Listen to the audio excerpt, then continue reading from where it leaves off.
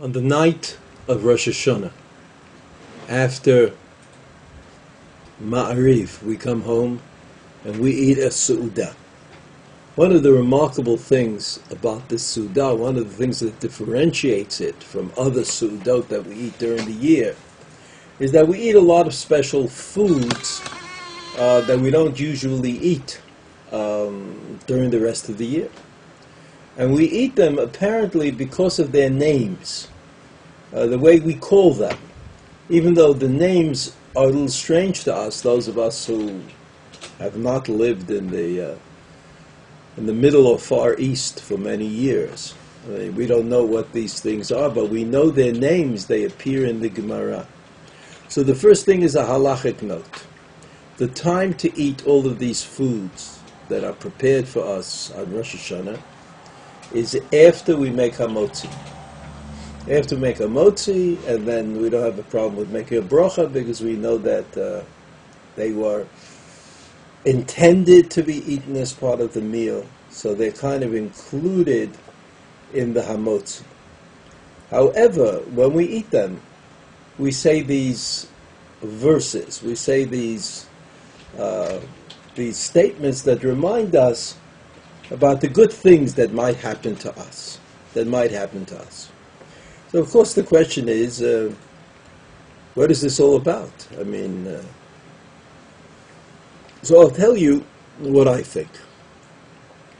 As I understand it, names of objects, animate and inanimate, might be very important. We know that Adam Harishon was asked by Kodesh Baruch Hu to name the animals. So giving the animals a name is almost a divine act. It's like a Kodesh Baruch Hu said to Adam Harishon, I created the animals, now you designate them. You distinguish them, give them a name. Each one of them is going to be different than the other.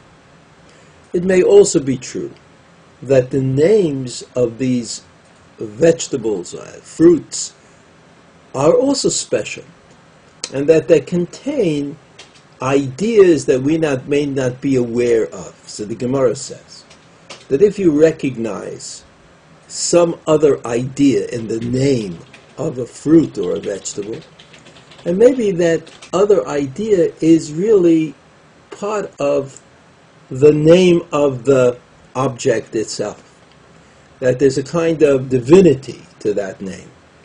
And so when we say that we should that our aveirot should disappear, what we're actually saying is that we are following the will of the Torah, which is in part to recognize things in a special way, not to take things for granted, not to assume that everything is just what it seems to be at first.